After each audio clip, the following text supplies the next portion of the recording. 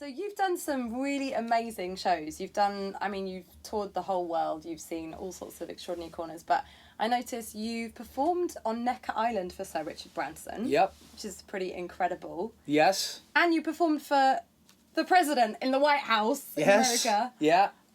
Yeah, both those things still actually I have to pinch myself when I think about the White House gig came about. It was the first time people were allowed in the White House for St. Patrick's Day. Since President Bush was there. So President Obama was the new president, and we just got asked to do this concert gig, and it was crazy. We were walking up to the White House literally with my guitar in my hand through the front gates to let us through security. Wow! And that we were told there was 2 other bands playing. The second band, we weren't allowed to know who it was. We weren't allowed to tell anybody for security reasons. And by complete chance, as I was walking up the lane of the White House, it was a friend of mine from Belfast, and he was like looking out the door, and I could see him staring at me, and I was like, Kieran! And he was like, Keith! What are you doing here?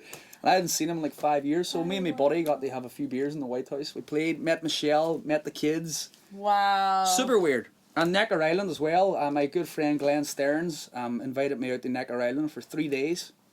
And Richard Branson obviously liked me, and I ended up staying there for 2 weeks. The party that I was there performing with all had left, and I ended up just staying on the island, and I stayed out in the Necker Bell, the yacht, for 4 nights. And wow. Yeah, and I got invited back this July.